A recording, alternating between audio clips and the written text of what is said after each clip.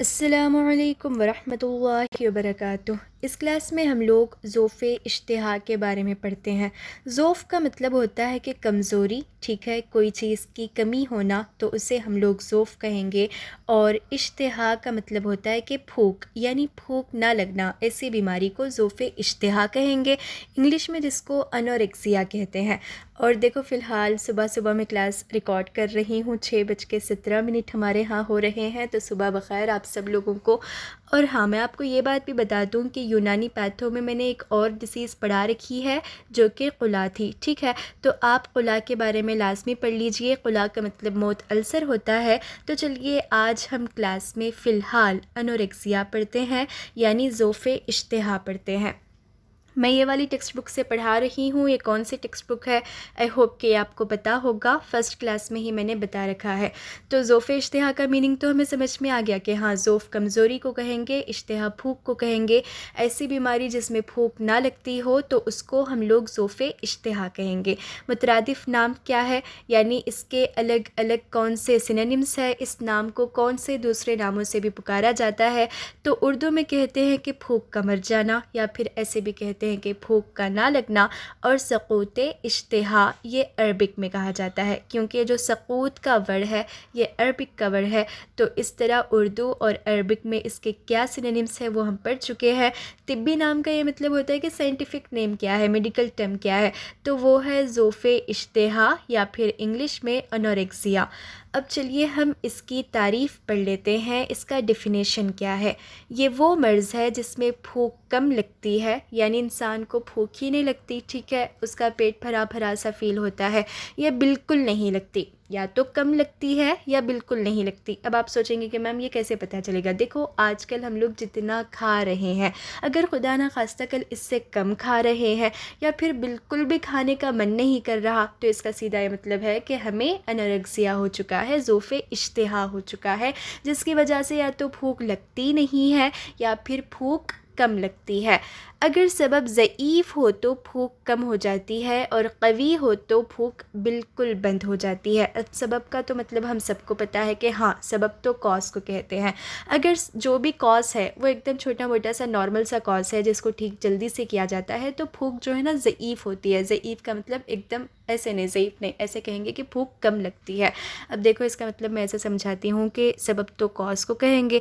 तो कॉज़ यहाँ पे दो तरह का बता रहे हैं, एक माइल्ड सा और एक सीवियर सा, ठीक है। तो जो माइल्ड सा कॉज़ है, अचानक से हुआ है, तो फिर अचानक से भूख भी थोड़ी सी ही कम लगेगी। लेकिन कॉज़ ऐसा है जो बहुत ही ज़्यादा पावरफुल है, जिसकी वजह से तो भूख लगना ही बंद हो जाएगी, ठीक है। तो अच्छे से ऐसे याद रखो कि ज़ोफ़े इश्तिहा मेनली कैसे होता है, सबब के ऊपर डिपेंड करता है। अगर सबब क़वी है, बहुत ज़्यादा सीवियर है, पावरफुल है, तो भूख लगती ही नहीं है। अगर कॉज़ एकदम माइल्ड सा है, ठीक है, नॉर्मल सा है, तो भूख थोड़ी थोड़ी सी लगती है। मरीज़ ग़िज़ा से बिल्कुल बदज़न हो जाता है। बदज़न का मतलब होता है कि उसे एकदम ख़राब सा लगता है, ठीक है, उसे ग़िज़ा की तरफ कोई दिलचस्पी ही नहीं होती, फ़ूड की तरफ। जैसे कि मानो फ़िलहाल अभी हमें कोई चीज़ बहुत ज़्यादा पसंद होती है, ठीक है, आप अपना कोई फ़ेवरेट फ़ूड आइटम याद कर लें कि हाँ ये मुझे पसंद है। लेकिन जब इंसान को, जो भी पेशेंट को ज़ोफ़े इश्तिहा हो जाता है, तो जो उसकी फ़ेवरेट चीज़ है वो भी पसंद ना आने लगती है। कोई भी फ़ूड आइटम से उसे कोई दिलचस्पी नहीं होती, उसे ऐसा लगता है कि पता नहीं सब क्या है, ठीक है। और जबरन ना खिलाया जाए तो क़ुव्वत निढाल हो जाती है। जबरन का मतलब होता है कि ज़ोर ज़बरदस्ती करना। और यहाँ पे हमारे इंडियन जो मॉम्स होते हैं बहुत बेहतरीन रोल अदा करते हैं। वो चाहते हुए या ना चाहते हुए हम सबको खिलाकर ही कॉलेजेस को भेजते हैं, ठीक है। तो यहाँ पे ये होता है कि ज़ोफ़े इश्तिहा हो या फिर कोई भी बीमारी हो, खाना तो बनता ही है, ठीक है। बहुत ही कम ऐसे डिसीज़ेस होंगे जहाँ पे खाना नहीं खाया जाए, लेकिन अक्सर ये होता है कि अगर हम खाना खाएंगे तो उससे क़ुव्वत आएगी, पावर आएगी, और फिर उस क़ुव्वत के चलते हम लोग ढेर सारे अफ़ाल कर सकते हैं, फंक्शंस कर सकते हैं। तो यहाँ पे भी ये बताया जा रहा है कि ये बीमारी तो ऐसी है जिसमें तो भूख लगती ही नहीं है, उसके बावजूद भी हमें खाना खाना है, थोड़ा सा ही सही, क्योंकि उसके चलते ये होता है कि उससे अच्छे से न्यूट्रिशन बॉडी निकाल लेगा, जो क़ुव्वत तबिया है वो बॉडी निकाल लेती है, और फिर बॉडी क्या निकालेगी, न्यूट्रिशन निकाल लेती है, यानी हमारे बॉडी में क़ुव्वत तबिया न्यूट्रिशन निकाल लेती है और फिर उस न्यूट्रिशन से हम लोग ढेर सारे अफ़ाल कर सकते हैं। ठीक है, तो आई होप कि आपको समझ में आया होगा। ज़ोफ़े इश्तिहा का मतलब ये ऐसी बीमारी है जिसमें भूख या तो कम लगती है या लगती नहीं है, और ये दोनों सिचुएशंस कॉज सबब के ऊपर डिपेंड करते हैं। अब हम इसबाब पढ़ लेते हैं कि क्या अलग अलग कॉजेस हो सकते हैं जिसकी वजह से अनोरेक्सिया होता है।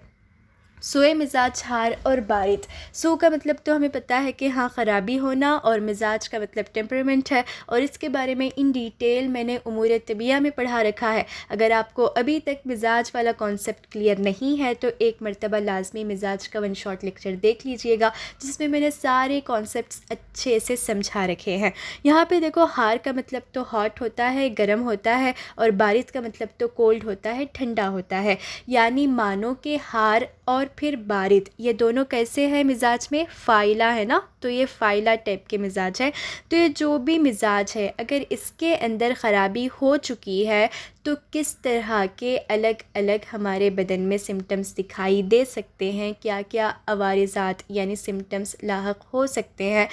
अवारिज़ात का मतलब होता है कि कॉम्प्लिकेशंस। ठीक है, तो निशानियाँ और कॉम्प्लिकेशंस कैसे कैसे दिखाई देंगे अगर ये वाली चीज़, ये वाला मिजाज के अंदर ख़राबी हो चुकी है।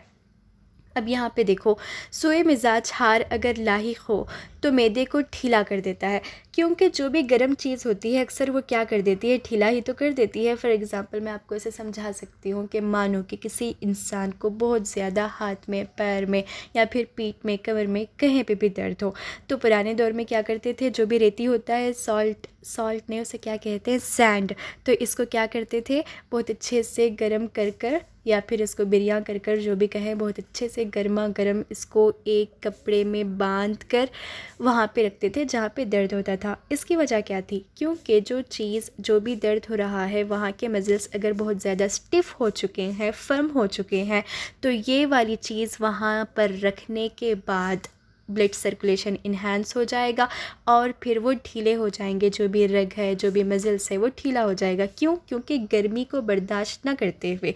तो सीधी बात है, जब बदन में बहुत ज़्यादा गर्मी हो जाएगी तो यहाँ पे क्या हो रहा है, मैदे को ये ढीला कर देगा। ठीक है, मैदे का जैसे स्ट्रक्चर था वो अब वैसे नहीं होगा, थोड़ा सा एक्सपैंड कर जाएगा, थोड़ा सा और ढीला हो जाएगा, लूज़ हो जाएगा, और भूख को मार देता है। मौसम गर्मा में जब हवाएं गर्म चलती हैं तो भूख साकित हो जाती है, यानी जो भी गर्म चीज़ है वो ऐसे कर रही है कि हमारा जो स्टमक का लोकेशन था, लोकेशन तो वही रहेगा, लेकिन जो स्ट्रक्चर था वो थोड़ा सा ढीला हो जाएगा, लूज़ हो जाएगा, और गर्म चीज़ों की वजह से जो एयर है हमारे अतराफ़ ही तो रहती है, बहुत जल्द उसका असर हमें होता है। तो एयर बहुत ज़्यादा गर्म जब हम लोग इनहेल करते हैं तो उसकी वजह से भूख भी मरने लगती है, कम होने लगती है। अगर मैदे में सख्त किस्म का सोए मिजाज बारिद लाहिक हो तो मैदे के अज्जा में तकालुफ़ पैदा हो जाता है और मैदे की क़ुर्बत के बाअस जिगर भी सर्द पड़ जाता है। अब यहाँ पे देखो इसका क्या मतलब होता है। ठंडक से क्या होगा, चीज़ें जमने लगेंगी। ठीक है, गर्मी से क्या होगा, चीज़ें जो भी है वो एक्सपैंड करने लगती हैं। तो अगर मैदे में गर्मी हो जाएगी तो उससे क्या होगा, वो हम पढ़ चुके हैं कि हाँ, मैदा जो है एकदम लूज़ हो जाएगा। यहाँ पे जो मैदा है उसके अंदर अब फ़िलहाल सर्दी हो रही है। मैदा का मतलब तो पता है ना कि स्टमक को कहते हैं। तो अब देखो, जब मैदे के अंदर बरूदत, जो उसका मिजाज जैसे होना था उससे ज़्यादा हो चुका है, तो उसके चलते मैदे के जो भी अज्जा होंगे उसके अंदर तकालुफ़ पैदा हो जाएगा। तकालुफ़ का मतलब होता है कि जैसे पहले वो उसका स्ट्रक्चर था वो फ़िलहाल वैसे नहीं है, वो जम जाएगा, एकदम गलाज़त उसमें पैदा हो जाएगा, कसाफ़त उसमें पैदा हो जाएगा जैसे होना था। मतलब देखो, जो भी हम लोग खाते हैं तो 3 से 4 घंटे तक वो तो स्टमक में रहता ही रहता है, लेकिन 3 से 4 घंटे से ज़्यादा भी वो स्टमक में ही रहने लगता है, क्योंकि उसके अंदर बरूदत आ चुकी है। क्योंकि हमें ये पता है कि बरूदत का काम ही क्या है, ठंडक जो भी होती है वो चीज़ों को जमा देती है। अब फॉर एग्ज़ाम्पल इसका मैं आपको ऐसे समझा सकती हूँ कि फ्रिज में आप कोई भी चीज़ रख दो, ठीक है, फ्रीज़र में, तो उससे क्या होगा, चीज़ें तो जम जाएंगी, ठंडे से रह जाएंगी। तो ऐसे ही होता है, जब मैदे के मिजाज में बरूदत आ चुकी है, ठंडक आ चुकी है, तो हम लोग जो भी खाते हैं वो बहुत देर से हज़म होने लगती है। अब जब चीज़ बहुत देर से हज़म होती है तो फिर हमें भूख ही नहीं लगती जब तक वो हज़म ना हो जाए। और अगर इस कंडीशन में हम लोग खाने लगते हैं तो बदहज़मी हो जाएगी, ठीक है। ले देकर एक बीमारी को एक और बीमारी को हम लोग सपोर्ट कर रहे हैं, तो ऐसे नहीं करना चाहिए। तो इस तरह ये जो क़ुरबत का मतलब होता है कि मैदे के करीब क्या है, जिगर भी मौजूद है। अभी आप सोच रहे होंगे कि मैम ये ऐसे कैसे है, तो इसका स्ट्रक्चर जो एनाटॉमिकल स्ट्रक्चर है अपने ऑर्गन्स का वो आप याद रखें, क्योंकि देखो तमाम जो तबई ऑर्गन्स हैं एक दूसरे से रिलेट करते हैं। तो मैदा भी एक तबई ऑर्गन है और जिगर भी एक तबई ऑर्गन है। तो इसके चलते यहाँ पे होता ये है कि इसकी ख़राबी की वजह से लिवर भी ख़राब होने लगता है, लिवर के अंदर भी सर्दी आने लगती है, क्योंकि जो भी चीज़ है वो मैदे से होते हुए जो हमारा लिवर है वहाँ पर जाएगी ना, यानी जो भी हम लोग खाते हैं तो उससे न्यूट्रिशन निकालेगा हमारा स्टमक, और फिर वो कहाँ पहुँचाएगा, लिवर को पहुँचाएगा, फिर लिवर से होते हुए पूरे ऑर्गन्स को पहुँचता है, ठीक है। तो इस तरह जब स्टमक से निकलती हुई चीज़ ही ख़राब हो रही है तो फिर लिवर को भी ख़राब चीज़ पहुँच रही है, और उस ख़राब चीज़ के चलते लिवर में भी ख़राबी पैदा हो रही है। अब यहाँ पे देखो मैदा और जिगर की तमाम क़ुव्वतें ज़ईफ़ हो जाती है। अब क्यों होती है, आई होप कि आपको समझ में आ रहा होगा। जब सर्दी बहुत ज़्यादा हो गई तो बदन में वो जमने लगी, यानी स्टमक में वो जमने लगी, और फिर उस जमी हुई चीज़ से ही न्यूट्रिशन बदन निकाल रहा है, लिवर को पहुंचा रहा है। तो जब उस चीज़ में ही ख़राबी हो, उस जूस में ही, जो भी गैस्ट्रिक जूस है उसमें ही ख़राबी हो, और फिर उसके चलते पूरे बदन को ख़राबी ही पहुंचेगी। तो इस तरह हम आपको पता है क्या कहते हैं गट को, यानी जो हमारा स्टमक है उसको क्या कहते हैं, उम्मुल अमराज कहते हैं, यानी ये हमारे डिसीज़ की मदर है। अगर हम अच्छे से गट को हेल्दी रखें तो फिर हमारी पूरी बॉडी हेल्दी रह सकती है। अब हम ये पढ़ेंगे कि खिलते सफ़रावी खिलते मालिह गालिब हो। खिलते मालिह का क्या मतलब है, खिलते मालिह कहते हैं बलगम को, ये आप अच्छे से याद रखें। और खिलते सफ़रावी ये तो हमें पता है कि हाँ किसे कहते हैं, सफ़राही को तो कहते हैं, मतलब येलो बैल को कहेंगे। तो मैदे में सफ़रावी मादा या नमकीन मादा जमा हो जाता है, तबीयत इनको दफ़ा करने की तरफ मुतवज्जा होती है और ग़िज़ा की तरफ माइल नहीं होती। अब यहाँ पे देखिए, सफ़रा की जितनी क्वांटिटी बदन में होना है बस उतना ही होना है। अगर उससे ज़्यादा भी हो जाएगा तो हमारा स्टमक जो है ना किस तरह काम करे वो उससे समझ में नहीं आएगा कि हम अखलात को, जो भी रद्दी फुजलात है उसको बाहर निकालें, या फिर जो भी खाना है उसको अच्छे से डाइजेस्ट करके उसका इस्तिफ़राग़ किया जाए, ठीक है। तो जब दोनों चीज़ें बदन में ऐसे गंदगी फैला रही हैं, यानी जो भी हम खाएँगे 3-4 घंटे के बाद तो ख़राब हो ही जाएगा, तो अब ना वो बाहर निकल रहा है और ना ही अखलात बाहर निकल रहे हैं, तो इसके चलते वो बदन में रुके रुके बदहज़मी को पैदा कर देगा, ज़ोफ़े इश्तिहा को पैदा कर देगा, भूख ही नहीं लगेगी, क्योंकि जब खाना ही डाइजेशन उसका अच्छे से नहीं हो पाया। तो इस तरह जो भी खिलते सफ़रा है, देखो सफ़रा होना बहुत अच्छी चीज़ है, क्योंकि इसके अंदर बेल सॉल्ट होते हैं, बेल पिगमेंट होते हैं, लेकिन जितनी क्वांटिटी में होने चाहिए बस उतना ही होना चाहिए। हर चीज़ जितना होना चाहिए उतना ही होना चाहिए, उससे ज़्यादा भी हो गया ना तो वो अच्छी नहीं लगती। तो सेम उसी तरह है कि अगर ये बहुत ज़्यादा हो चुका है, जो भी सफ़रा है वो बढ़ चुका है, येलो बेल, और जो क्या कहेंगे माले का मतलब मेरे मुंह से ना बार बार नमक ही निकल रहा है, तो यहाँ पे नमक नहीं होता, बल्कि मैंने क्या बताया था कि बलगम।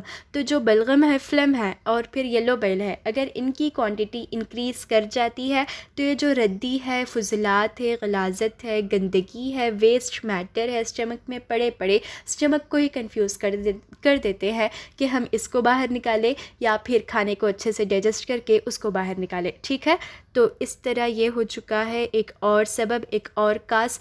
अब हम पढ़ेंगे बलगम लज़ज। अब इस ये क्या होता है, बलगम लज़ज क्या है। देखो, जब मैं बलगम के बारे में पढ़ा रही थी तो बलगम के टाइप्स मैंने पढ़ा रखे थे, तो वहाँ पे जाकर आप याद कीजिएगा कि बलगम लज़ज कहते किसको हैं। गाहे ये मर्ज़ इसलिए होता है कि लेसदार बलगम मैदे में कसरत से जमा हो जाता है। लेसदार बलगम, लज़ज का मतलब ही होता है कि चिपचिपाहट, तो लेसदार का क्या मतलब होता है, जिसमें ऐसे ऐसे ऐसे ऐसे धार हों, ठीक है। तो ये वाले फ़िल्म में नॉर्मल से देखो फ़िल्म कैसे होता है। आई होप कि अगर आपका बलगमी मिजाज होगा तो आपने देख रखा होगा, जब भी हम लोग माउथ अच्छे से साफ़ करते हैं तो हम लोग देखते हैं कि किसी को बलगम निकलता है, किसी को सफ़रा निकलता है, ठीक है। तो यहाँ पे देखो, जिसने भी बलगम लाइफ में देख रखा है तो उसे पता होता है कि बलगम कैसे होता है, नॉर्मल वाला और अब नॉर्मल वाला। जो अब नॉर्मल बलगम है उसमें खून भी आ सकता है, या फिर उसमें थोड़ा सा येलोइश रंग आ सकता है, या फिर मानो कि वो बहुत ज़्यादा सख्त हो सकता है, हार्ड हो सकता है, या फिर उसमें इस तरह जो भी लेसदार रतूबत है वो आ सकती है। लेसदार का मतलब होता है कि ऐसे धार धार आ जाना, ठीक है, यानी चिपचिपाहट उसमें पाई जाएगी। तो ये वाला बलगम एक तो अब नॉर्मल है, ठीक है, नॉर्मल तो होगा नहीं, अब नॉर्मल है, इसी वजह से तो इसकी वजह से बीमारी हो रही है। तो ये अब नॉर्मल बलगम मैदे में पड़ा पड़ा ऐसे रहेगा कि जो हमारा स्टमक है उसे समझ में नहीं आएगा कि या तो इसको बाहर निकालें या फिर हम लोग जो भी खाना है उसको डाइजेस्ट करके बाहर निकालें, और जो हमारा स्टमक है वो कंफ्यूज होते होते हमें भूख लगना ही बंद हो जाती है, ठीक है। अब हम पढ़ेंगे एक और सबब, तो वो कौन सा सबब है, खिलते अफ़न। तो अफ़न का मतलब होता है कि ख़राब खिल्त, यानी मानो कि यहाँ पे जो भी खिल्त है या जिसको क्या कहते हैं लिक्विड, या फिर मानो के ह्यूमर, आई थिंक इसको यही कहा जाएगा इंग्लिश में। तो जो भी हमारे अखलात हैं अगर उसके अंदर सबसिस पाया गया, या तो ये वाला एक मीनिंग हो सकता है, या फिर दूसरा मीनिंग ये हो सकता है कि उसके अंदर ख़राबी आ चुकी है, बिगाड़ आ चुका है, वो अब नॉर्मल हो चुका है, पहले वो जैसा था अब वैसा नहीं रहा, उसकी कंसिस्टेंसी बिगड़ चुकी है, उसकी विस्कोसिटी बिगड़ चुकी है, उसका डेंसिटी बिगड़ चुका है, और फिर उसका जो मिजाज था वो बिगड़ चुका है, उसका जो मज़ा टेस्ट होता है वो बिगड़ चुका है। तो इस तरह जो ख़राब वाला खिल्त है, जो भी ख़राब वाला लिक्विड है, तो उसको हम लोग खिलते अफ़न कहेंगे, या फिर इस तरह का खिल्त जिसमें सेप्सिस आ चुका हो। भूख इसलिए उड़ जाती है कि मैदे में मुताफ़न और गंदे मवाद जमा हो जाते हैं। मुताफ़न का मतलब होता है कि कुछ ना कुछ वहाँ पे सेप्टिक हो चुका है, सेप्सिस हो चुका है, यानी हमारा जो गट है, स्टमक है, उसमें ही सेप्सिस हो चुका है। तो उसके चलते वहाँ पे जो भी अखलात होंगे उनको भी तो असर होगा, तो वो सारे लिक्विड्स में भी सेप्सिस आ जाएगा। उसी को हम लोग यहाँ पे खिलते अफ़न कह रहे हैं, यानी तमाम अखलात में सेप्सिस आ चुका है जो गट में पाए गए हैं, और फिर उसके साथ साथ क्या हो रहा है, वो एकदम बिगड़ चुके हैं, क्योंकि वो पहले जैसे नॉर्मल थे वो अब वैसे नहीं रहे। तो सीधी बात है अब नॉर्मल ही कोई ना कोई फ़ंक्शन होगा, और तबीयत इसलिए इसके दफ़ा करने की कोशिश में लग कर ग़िज़ा की तलब में एराज़ कर लेती है। अब यहाँ पे देखो होता ये है कि पहले तो स्टमक ही ख़राब है, और उसके चलते अब आप सोच रहे होंगे कि मैम क्या स्टमक में भी अखलात होंगे। देखो हम लोगों ने क्या पढ़ रखा था, पूरे बदन में खून तो होता ही है ना, चाहे किधर भी कट लगा लें खून तो निकलता ही निकलता है। तो उस खून के चलते चलते उस खून में क्या पाया जाएगा, बलगम भी पाया जाएगा, सफ़रा भी पाया जाएगा, सोदा भी पाया जाएगा। तो इस तरह खून के साथ साथ जो शामिल ये तीनों अखलात हैं वो भी तो पूरे बॉडी में इधर उधर होते ही रहते हैं। अब यहाँ पे देखो आप कहोगे कि मैम फिर खून लाल ही क्यों दिखाई देता है, क्योंकि खून की क्वांटिटी ज़्यादा होती है, ठीक है, यानी खून बहुत ही ज़्यादा मकदार में बदन में पाया जाता है, खून का वॉल्यूम बहुत ज़्यादा होता है। बलगम, सफ़रा, सोदा ये लेस क्वांटिटी में पाए जाते हैं, इसीलिए उनका रंग अच्छे से विजिबल नहीं हो पाता खून के साथ साथ। अब यहाँ पे देखो होता ये है कि जब स्टमक ख़राब है, उसको सेप्सिस हो चुका है, वो मुताफ़न है, यानी ढेर सारे बैक्टीरिया, फंगस वग़ैरह वहाँ पे आ चुके हैं। अब उसके चलते जो भी स्टमक के अंदर मौजूद अखलात हैं वो भी ख़राब हो चुके हैं। अब दो दो रद्दी मादे स्टमक में पाए गए हैं। तो जो हमारी तबीयत है, आई होप कि आपको तबीयत के अफ़ाल याद होंगे, इसके बारे में मैंने मबहसे आम उमूर तबीया के फ़र्स्ट प्रूफ में पढ़ा रखा है। तो यहाँ पे देखो कि जो तबीयत का काम है वो तो कर रही है कि गंदे मवाद को स्टमक से बाहर निकालना है, लेकिन होता ये है कि कौन से गंदे मवाद को निकाले, ये जो मुताफ़न अखलात हैं इनको निकाले, या फिर जो हमारी ग़िज़ा है सड़ गल चुकी है 3 से 4 घंटों के बाद उसको निकाले। तो कंफ्यूज हो जाती है कि किसको निकालें, तो इसके चलते भूख भी नहीं लगती। तो ये हो गया एक और सबब। इम्तिलाए बदन, इम्तिला का मतलब होता है कि बहुत ज़्यादा भर जाना बदन में। कभी कभार ऐसे होता है ना कि इंसान बहुत ही ज़्यादा खाने लग जाता है और बहुत ज़्यादा खाने के बाद फिर उसे भूख ही नहीं लगती, तो उसको कहेंगे कि इम्तिला बदन। इम्तिला का मतलब है कि भर जाना, अच्छे से याद रखो, ढेर सारी क्वांटिटी बदन में आ जाना। बदन ग़िज़ा से बेनियाज हो जाता है, जब आप बहुत सारा खा ही लिए तो अब क्या ही खाओगे, और भूख उड़ जाती है, क्योंकि बदन खाम बलगमी अखलात से भरा होता है, जिसकी इस्लाह करने, पकाने और जुज़ो बदन बताने की तरफ तबीयत मुतवज्जा हो जाती है। इसीलिए आज़ा उरूख से तलब करना और चूसना छोड़ देते हैं, और मैदा भी ग़िज़ा नहीं मांगता, क्योंकि बदन को ग़िज़ा की ज़रूरत ही नहीं रहती। मौसम सरमा में बदन में कच्चे अखलात बकसरत जमा हो जाते हैं। देखो, जो भी ग़िज़ा हम लोग खाते हैं वो मौसम के अकॉर्डिंग खाना चाहिए। अब इसका एक अच्छा सा एग्ज़ाम्पल ये है कि जो मौसम में जो फल हमें मिलता है वही खाना चाहिए। ऐसे नहीं कि सर्दी के मौसम में गर्मी के हम लोग फल खा रहे हैं और गर्मी के मौसम में सर्दी के फल हम लोग खा रहे हैं, ऐसा नहीं करना चाहिए। क्योंकि कुदरत ने, अल्लाह ताला ने इतना बेहतरीन निज़ाम बनाया है कि हर मौसम में उसके अकॉर्डिंग फल हमें मिलता है। तो हमें मौसम के अकॉर्डिंग जब ग़िज़ा को खाते हैं तो फिर बीमारियाँ बहुत ही कम होती हैं। ठीक है, अब यहाँ पे यही बताया जा रहा है कि जब इंसान बहुत ही ज़्यादा खा लेगा तो उसके चलते हमारे जो ब्लड वेज़ल्स हैं और उसके साथ साथ जो क़ुव्वत तबिया है, जो क़ुव्वत जाज़िबा है, ठीक है, इस तरह जो भी हमारी क़ुव्वतें होती हैं, क़ुव्वत जाज़िबा, क़ुव्वत हाज़िमा, तो ये क्या करती हैं, चीज़ों को हासिल करना छोड़ देती हैं। जो भी न्यूट्रिशन है उसको हासिल करना छोड़ देती हैं, बल्कि वो ऐसे करती हैं कि जो हमारे स्टमक में इतना ढेर सारा सा खाना पड़ा हुआ है, इसको किस तरह हज़म किया जाए, इसको किस तरह डाइजेस्ट किया जाए, इसका किस तरह न्यूट्रिशन निकाल पाएँ। क्योंकि बहुत ज़्यादा खाना है तो बहुत ज़्यादा वर्कलोड इन पे हो चुका है, तो इसके चलते वो थोड़ी देर तक ज़ोफ़े इश्तिहा वाली कैफ़ियत पैदा कर देते हैं, यानी चंद घंटों तक इंसान को भूख नहीं लगती क्योंकि उसने खाना ही खाया बहुत ज़्यादा है। तो एक नॉर्मल सा एग्ज़ाम्पल हो चुका है। अब एक और इस पे सबब है कि मैदे पर सौदावियत का ग़लबा, यानी सौदा का ज़्यादा हो जाना। देखो, चारों अखलात में हम लोगों ने क्या पढ़ा कि बलगम की ख़राबी की वजह से क्या हो रहा है, सौदा की ख़राबी की वजह से भी जो है ना भूख नहीं लगेगी, और सफ़रावी की जो भी ख़राबी थी उसकी वजह से भी भूख नहीं लगती। वो क्यों नहीं लगती वो मैंने बता दिया। कोई भी अखलात में अगर क्वांटिटी इंक्रीज़ कर जाए तो वो रद्दी हो जाएगा, वो वेस्ट हो जाएगा, वो फ़ुज़ूल हो जाएगा, वो गलीज़ हो जाएगा। ठीक है, तो अब स्टमक को ये समझ में नहीं आएगा कि हम ये वाली ख़िल्त को बाहर निकालें या फिर खाने को हज़म करके बाहर निकालें, तो थोड़ी देर तक वो पॉज़ हो जाएगा, उसे समझ में ही नहीं आएगा। तो उसके चलते हमारा जो क़ुव्वतें, क्या कहेंगे कि भूख लगने की जो क़ुव्वत होती है, ज़ोफ़े इश्तिहा, ये वाली कैफ़ियत पैदा हो जाती है, यानी एनोरेक्सिया हमें हो जाता है थोड़ी देर के लिए। ये सारे ना टेम्परेरी वाले रीज़न्स होते हैं, असबाब होते हैं। जो अच्छे से एकदम सीवियर सबब होगा उसके चलते तो भूख कई दिनों तक नहीं लगेगी। ठीक है, तबीयत और एक हम लोग सबब पढ़ रहे हैं जो कि जिल्द की सख्ती और बदन के मसामात बंद हो जाने की वजह से फजलात का तहलील ना होना और तबीयत उसकी तरफ मुतवज्जा होना। अब देखो क्या होता है, कभी कभार जिल्द, हमारी जो स्किन है, इसके जो पोर्स है वो अच्छे से खुले खुले रहना चाहिए ना, क्योंकि उससे पसीना, जो भी स्वेट है, जो कि गंदगी ही तो है, वो नॉर्मली बाहर निकल जानी चाहिए। लेकिन कुछ डिसीज़ में ऐसे होता है कि तमाम स्किन पोर्स बंद हो जाते हैं और फिर उसके चलते जो भी गंदगी है वो बदन में ही रुक जाती है और पसीना, स्वेट का इखराज नहीं हो पाता। तो फिर हमारी जो तबीयत है उसका काम क्या है, फुजलात को भी बाहर निकालती है, डाइजेशन भी करवाती है, न्यूट्रिशन भी निकाल पाती है, पूरे बदन में पहुंचा पाती है। तो सारे फंक्शंस तबीयत करती है।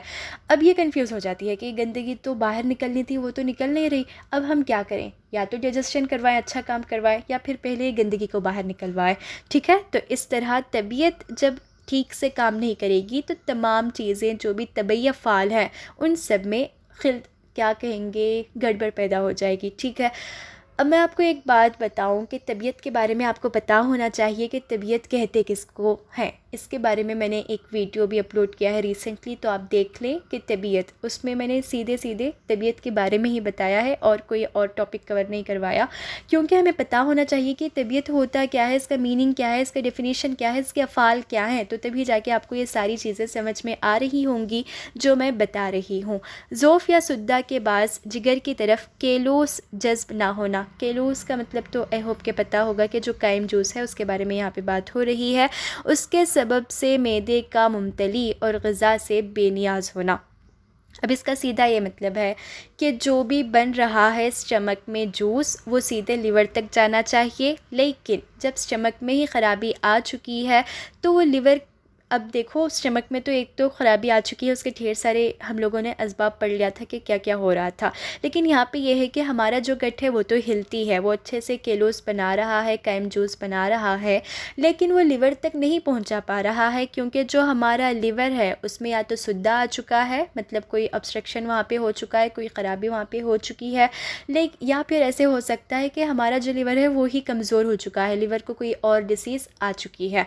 तो इसके चलते ये होता है क्या एब्सेस ऑफ लिवर या फिर लिवर के कोई और डिसऑर्डर्स की वजह से वो जो स्टमक से होता हुआ न्यूट्रिशियस जो जूस है, कैम है, कैलोस है, उसको जज्ब नहीं कर पा रहा है, ठीक है, उसको अच्छे से अब्जॉर्ब नहीं कर पा रहा है, तो फिर पूरे बदन को ग़िज़ा कैसे मिलेगी? क्योंकि लिवर से होते हुए तो पूरे बदन को हमें न्यूट्रिशन मिलता है। अब यहाँ पे लिवर को ही ग़िज़ा नहीं जा रही स्टमक की तरफ से, तो फिर स्टमक में पड़ा पड़ा चीज़ें ख़राब होने लगती हैं, तो उसकी वजह से भी ज़ोफ़े इश्तिहा हो जाता है, क्योंकि स्टमक में ही पहले से बहुत ज़्यादा चीज़ें भरी हुई हैं। तिहाल की ख़राबी, तिहाल किसे कहते हैं? स्प्लीन को कहते हैं, जिसकी वजह से फ़मे मैदा के अफ़ाल में फ़तूर वाक़े हो जाता है। फ़मे मैदा किसे कहते हैं? यानी देखो, मान लेते हैं कि ये हमारा स्टमक है, तो ये स्टमक का जो ऊपर वाला पार्ट होता है तो उसको हम लोग फ़मे मैदा कहते हैं। यानी स्टमक और ईसोफेगस मिलने की जो भी जगह होती है, जो भी पार्ट होता है, जो भी हिस्सा होता है, उसको फ़मे मैदा कहते हैं। अब यहाँ पे जब तिहाल ख़राब हो चुका है, स्प्लीन ख़राब हो चुका है, तो उसके चलते कहीं ना कहीं, क्योंकि स्प्लीन और लिवर ये दोनों मैदे के करीब करीब होते हैं, तो लिवर भी ख़राब हो गया तो डाइजेशन पे इफ़ेक्ट होगा, स्प्लीन भी ख़राब हो गया तो डाइजेशन पे इफ़ेक्ट होगा। तो स्प्लीन की वजह से क्या हो रहा है? ये जो स्टमक और ईसोफेगस का ये वाला हिस्सा है, यहाँ पे जो भी फंक्शंस होंगे उनमें बिगाड़ आ जाएगा। फतूर का मतलब होता है कि बिगाड़ का आना, ठीक है। अब जो भी फंक्शंस है वो बिगाड़ हो चुके हैं स्टमक में ही, जब ख़राब वाले अफ़ाल हो रहे हैं, तो सीधा मतलब है कि वहाँ पे तबीयत उसको ठीक करने में लग जाएगी, तो डाइजेशन पे वो ज़्यादा फोकस नहीं कर पाएगी। फ़मे मैदा की हिस्स बातिल हो जाना, ठीक है, जिस नहीं, हिस्स का मतलब होता है कि सेंस, तो जो फ़मे मैदा है उसका हिस्स का मतलब आपको पता लग चुका है कि हाँ, सेंस, बातिल का मतलब होता है कि ख़राब हो जाना, ठीक है। अब फ़मे मैदा किसे कहते हैं ये तो हमें पता हो चुका है। तो यहाँ पे देखो, इसके अंदर सेंस ही ना रहा, तो जो भी आ रहा है जा रहा है, समझ में ही नहीं आ रहा कि हम लोग खा क्या रहे हैं, ठीक है। खा तो रहे हैं, यहाँ पे तो हमें अच्छे से टेस्ट वगैरह आ जाएगा, क्योंकि टेस्ट बट तो हमारे टंग में ही है, लेकिन खाने के बाद ये वाली जो चीज़ है ये तो एक्सेप्ट करेगी ना खाने को, क्योंकि यहाँ पे एक स्फिंक्टर है और यहाँ पे एक स्फिंक्टर है, तो ये स्फिंक्टर ही ख़राब हो चुका है, खाना कैसे भी आ रहा है, और फिर हो सकता है कि स्फिंक्टर लूज़ हो जाएगा तो फिर वॉमिटिंग भी हो जाएगी, तो इसके चलते इंसान ना एकदम परेशान हो जाता है, अलग अलग सा उसे फील होने लगता है और फिर भूख ही नहीं लगती, ठीक है, क्योंकि खा रहे हैं, स्फिंक्टर लूज़ है और फिर अच्छे से वॉमिटिंग भी हो जा रही है, तो फिर इंसान करेगा तो क्या करेगा? थोड़ी देर के लिए वो पॉज हो जाएगा, ज़ोफ़े इश्तिहा उसे हो जाएगी। और देखो, बदन में खून की क़िल्लत और क़ुव्वत का ज़ईफ़ होना। क़ुव्वत का मतलब आई होप कि आपको पता होगा कि जो हमारी पावर होती है, तो जो भी हमारा स्टैमिना है वो कमज़ोर हो चुका है, तो उतनी ज़्यादा भूख भी नहीं लगेगी। अब आप सोचोगे कि मैम ये कैसे होता है? क्योंकि क़ुव्वत क्या है, तमाम जो भी क़ुव्वतें हैं उसके बारे में मैंने बता रखा था कि क़ुव्वत तबिया होती है, नफ़सानी होती है, हैवानी होती है। अगर जो क़ुव्वत है वो ही कमज़ोर हो चुकी है तो तमाम अफ़ाल कमज़ोर हो जाएंगे ना, तो तमाम अफ़ाल कमज़ोर हो चुके हैं तो भूख लगने की जो क़ुव्वत है वो भी कमज़ोर हो जाएगी, ठीक है। तो इस तरह यहाँ पे सिर्फ भूख लगने की बीमारी ही नहीं होगी, बल्कि तमाम अफ़ाल में इसमें खलल पैदा होगा, बिगाड़ पैदा होगा, जैसे कि इंसान ठीक से बोल नहीं पाएगा, बहुत ज़्यादा देर काम नहीं कर पाएगा, बहुत ज़्यादा देर अच्छे से एक्टिव नहीं रह पाएगा, ठीक से सो नहीं पाएगा, तमाम उसके अंदर ना अलग अलग बीमारियाँ आ जाएंगी, क्योंकि क़ुव्वत ही उसकी कमज़ोर है, उसका स्टैमिना ही कमज़ोर है। और बदन में खून की कमी भी हो जाए तो इंसान को भूख नहीं लगती, ठीक है। तो चारों अखलात के बारे में हम लोगों ने पढ़ा था, जो सफ़रा है, सौदा है, बलगम है, ये तीनों इंक्रीज़ कर रहे थे, जिसकी वजह से हमें ज़ोफ़े इश्तिहा हो रहा था। लेकिन जो खून है इसकी कमी की वजह से हमें ज़ोफ़े इश्तिहा हो रहा है। तो ये चीज़ें आप अच्छे से याद रखो, अखलात में ये तीनों और फिर खून के दरमियान क्या वेरिएशन है, डिफरेंस है, ये आप अच्छे से याद कीजिएगा। और फिर लिखा हुआ है कि आदत को तर्क कर देना, मसलन शराब की आदत हो तो उसे छोड़ देने के बाद क़ुव्वत में इज़्मिलाल पैदा हो जाता है। यानी कोई भी आदत को अगर एकदम अचानक से रोक दें तो हमारी बॉडी उसे अच्छे से मतलब एक्सेप्ट नहीं कर पाएगी, ठीक है। जो इंसान, हालांकि वो गंदी आदत है लेकिन थोड़ा थोड़ा करके रोकना चाहिए, अचानक से रोक दोगे तो बदहज़मी भी हो जाएगी, ज़ोफ़े इश्तिहा भी हो जाएगा, पता नहीं सर में दर्द, पेट में दर्द, कौन कौन से दर्द आने लगेंगे, इंसान कैसे कैसे बीमार हो जाएगा। तो इसका सीधा ये मतलब है कि जो भी गंदी भी आदत हो ना, उसे धीरे धीरे से रोकना चाहिए। वैसे भी कोई इंसान अचानक से गंदी आदत को रोक तो नहीं पाएगा, ठीक है। अगर उसने आज रोक लिया तो फिर कल वो आदत को शुरू कर देगा, फिर परसों रोक लिया तो तरसों शुरू कर देगा। तो इससे अच्छा ये है कि उसे ग्रेजुअली हम लोग धीरे धीरे करके आहिस्ते आहिस्ते से कम करें जो भी गंदी आदत है, ताकि हमारी बॉडी भी वो आदत के जो भी रिमूव करना है उसको एक्सेप्ट कर पाए। अचानक से कर देंगे तो तमाम अफ़ाल में बिगाड़ हो जाएगा। तबीयत का मर्ज़ की मुदाफ़ियत में मशगूल होना, गम व गुस्सा वग़ैरह। ये वाली कंडीशन तो आपने देखा होगा। कभी कभार इंसान गुस्से में खाता नहीं है, गम में खाता नहीं है, डिप्रेशन में खाता नहीं है। मानो कि किसी के घर में मतलब ऐसे होता है ना, इंसान के साथ मौत और ज़िंदगी तो लगी हुई है। मान लेते हैं कि कहीं पे किसी की मौत हो चुकी है और वो हमारे एकदम बिलव वंस है, ठीक है, होना तो है ना, किसी की भी, हर किसी का डेथ तो होना ही है, चाहे हम लोग चाहें या ना चाहें। अब आप ये मत कहना कि मैम ने कैसा एग्जाम्पल दे दिया, ये कोई एग्जाम्पल नहीं है। इन्ना लिल्लाही व इन्ना इलैहि राजिऊन। हम सब इंसानों को एक ना एक दिन अल्लाह ताला के पास जाना है।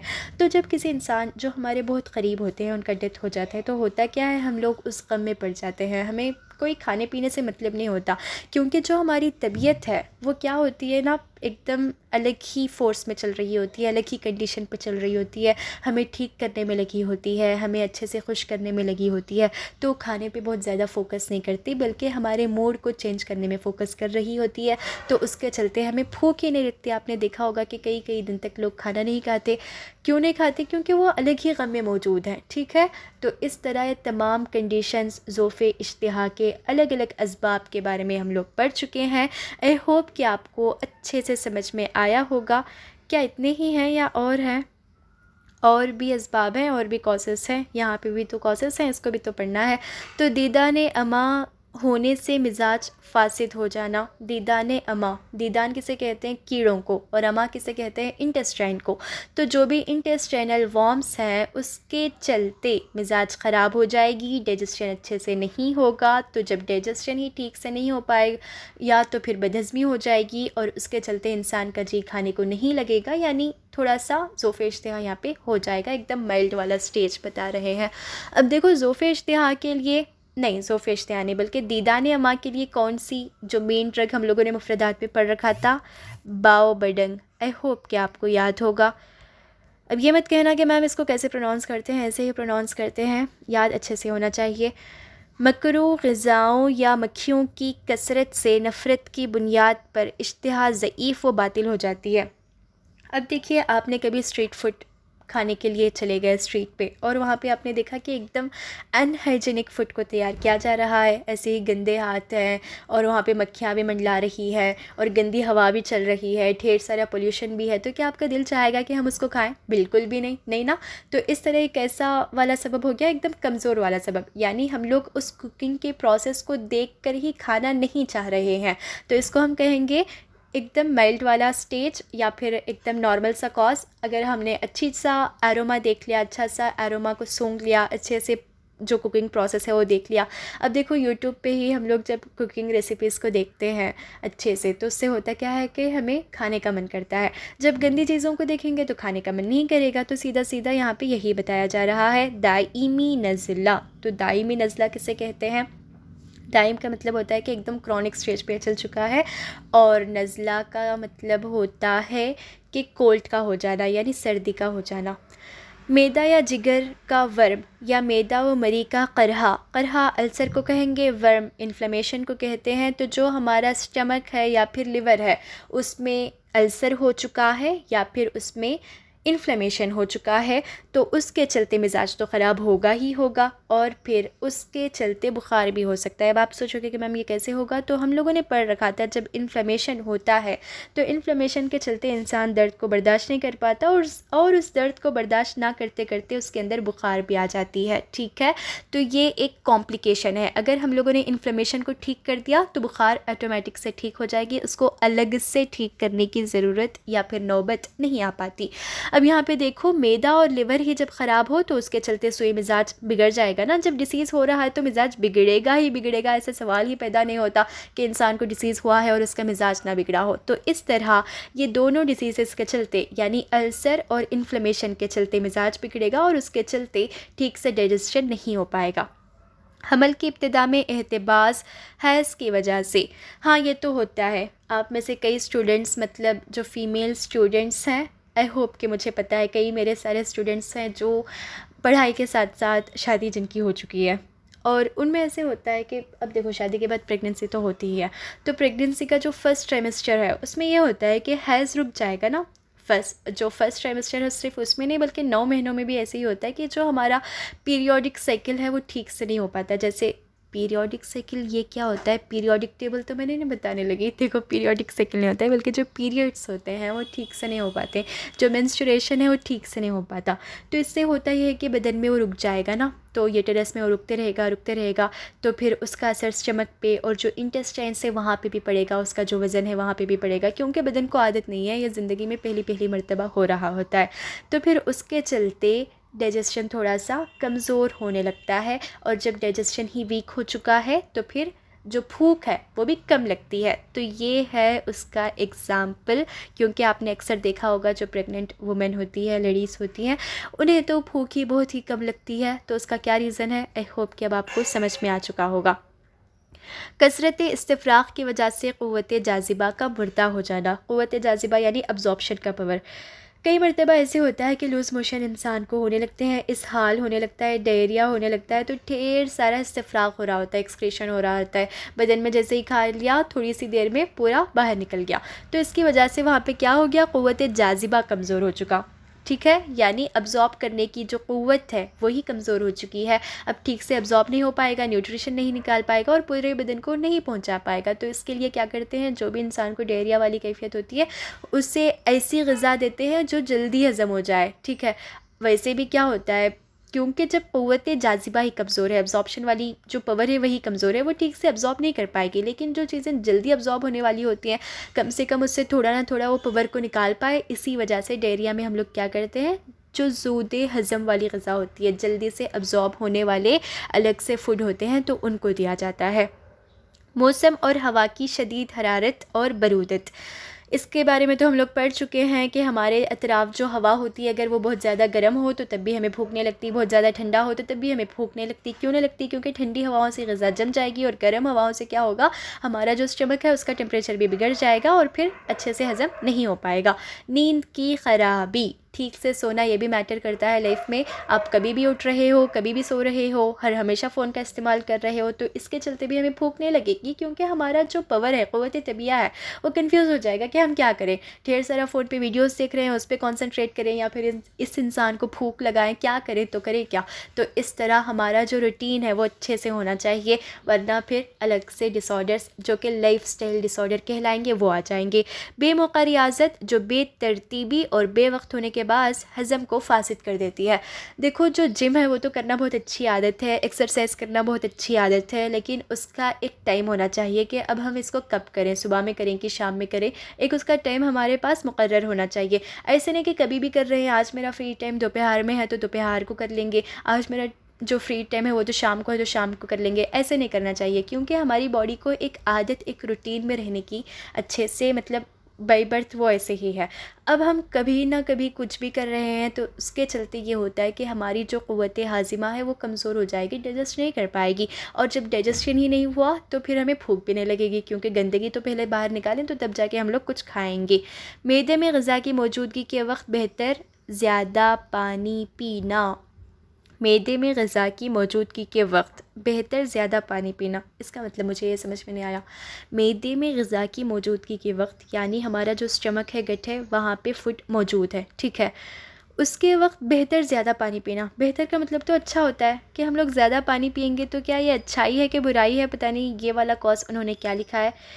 शायद ये ऐसे है कि अगर हम ढेर सारा लीटर पानी पीने लगे, 5-6 लीटर ऐसे ही पी लिए, पहले से ही ग़िज़ा के मतलब जो हमारा स्टमक है उसमें ढेर सारी ग़िज़ा मौजूद है, तो उसके चलते क्या होगा, हाँ बदहज़मी तो हो जाएगी। क्योंकि देखो पानी और खाने का एक रेशियो होना चाहिए। आई होप कि आपको पता होगा, और ये सुन्नत नबवी भी है कि पेट के 3 हिस्से करके हमें खाना चाहिए, यानी एक हिस्से में हवा होगा, एक हिस्से में खाना होगा और एक हिस्से में पानी होगा। अगर इंसान ने ऐसे नहीं किया, बल्कि एक हिस्सा तो उसने खाना खाया और 2 हिस्से उसने पानी पी लिया, हवा के लिए उसने जगह ही ना रखी, जाएगी, तो इसके चलते भी इंडाइजेशन हो सकता है, बदहज़मी हो सकती है। ठीक है, आई होप कि इसका यही मीनिंग होगा और कुछ ना कुछ प्रिंटिंग मिस्टेक तो हो सकती है।